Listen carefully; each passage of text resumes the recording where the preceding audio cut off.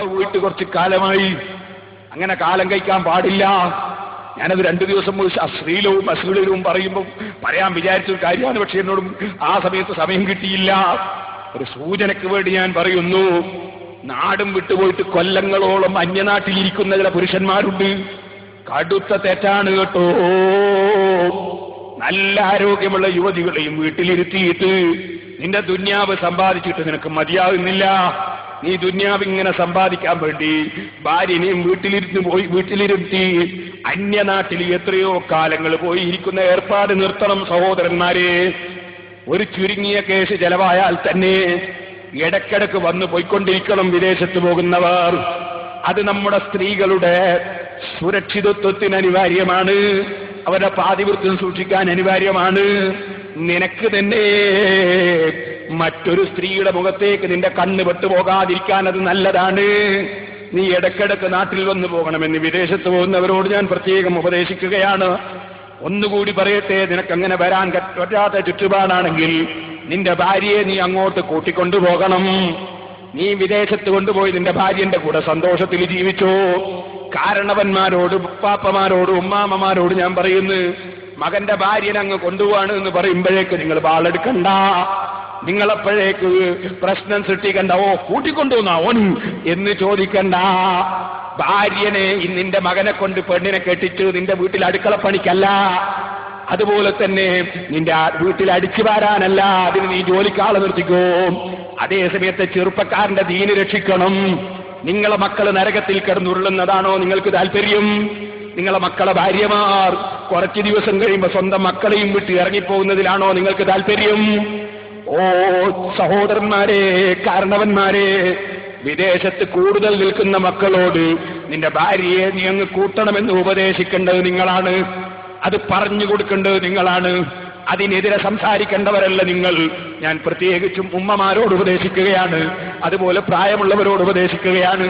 ഇതുപോലെ ചെറുപ്പക്കാര് ഹലാലായ നിലയ്ക്ക് ഭാര്യമാരുമായി സല്ലപിക്കുമ്പോഴും സന്തോഷിക്കുമ്പോഴും ചിരിക്കുമ്പോഴും അവര് പരസ്പരം ബന്ധപ്പെടുമ്പോഴും അവര് റൂമിലേതെങ്കിലും സമയത്ത് ഇരിക്കുമ്പോഴും നീ എന്താ എടുത്ത് കൽക്കിക്കെട്ടുന്നാണോ എന്ന് ചോദിക്കുന്ന ചില ഉമ്മമാരുണ്ട്. ആ നിലയ്ക്ക് അതപ്പതിച്ചു പോകരുത് ഉമ്മമാരെ. മറിച്ച് ചെറുപ്പക്കാർ അവരുടെ യുവത്വമുള്ള സമയത്ത് ഹലാലായ വഴികൾക്ക് നിങ്ങൾ സൗകര്യം ചെയ്യണം. രക്ഷിതാക്കളോടൊരു ഉപദേശം കൂടി ഞാൻ ഇടയ്ക്കങ്ങ് പറയട്ടെ.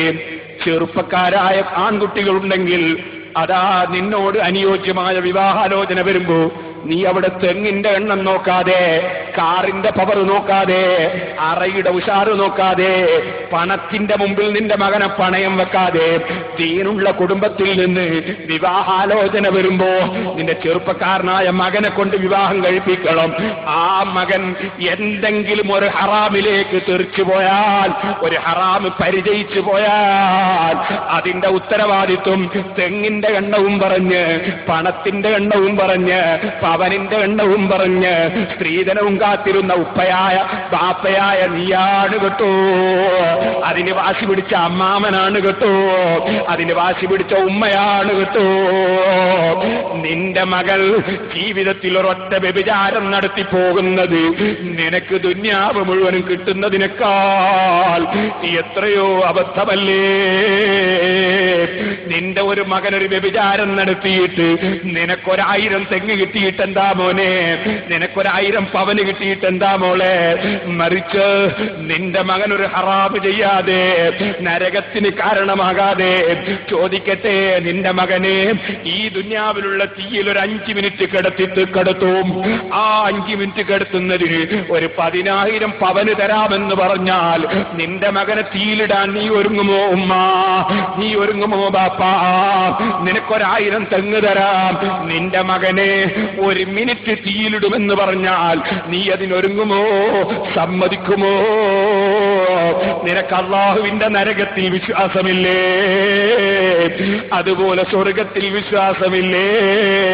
നിന്റെ മകൾ നിന്നോട് ചോദിച്ചിട്ടല്ല വ്യഭിചാരത്തിന് പോവുക, നിന്നോട് ചോദിച്ചിട്ടല്ല ഹറാമ് ചെയ്യാൻ പോവുക. നിന്റെ മകനെ നീ അതാ വിവാഹപ്രായമെത്തിയിട്ട് വിവാഹം കഴിപ്പിക്കാതെ നിർത്തിയാൽ അവൻ ഹറാമിലേക്ക് പോയി, അവൻ തീ കുണ്ടാരത്തിൽ നിന്ന് എരിയുമ്പോ ബാപ്പനെ ലയനത്ത് ചെയ്തില്ലേ? ബാപ്പയായ നീയും ഉത്തരവാദിയായില്ലേ? ഈ താഴ്ന്ന ദുന്യാവിനോടുള്ള പ്രേമം മനസ്സിന്റെ ഉള്ളിൽ പറിച്ചെറിയേണ്ട കാലം കഴിഞ്ഞില്ലേ? ഏത് മനുഷ്യനും ഈ ഭൂമിയിലുള്ള ജീവിതം അവസാനിക്കുന്ന ജീവിതം അല്ലേ? അതുകൊണ്ട് സഹോദരന്മാരെ, ഏത് രംഗത്തും അള്ളാഹുവിനെ ഭയപ്പെട്ട് ജീവിക്കണം കേട്ടോ, അള്ളാഹുവിനെ ഓർമ്മിച്ച് ജീവിക്കണം കേട്ടോ. അങ്ങനെ കണ്ണിൽ നിന്ന് വെള്ളമൊലിപ്പിക്കുന്നവർ, അതേ ഖുർആൻ പറയുന്നു, നജ്ജാശി രാജാവിന്റെ ആൾക്കാർ അള്ളാഹുവിന്റെ റസൂലിന്റെ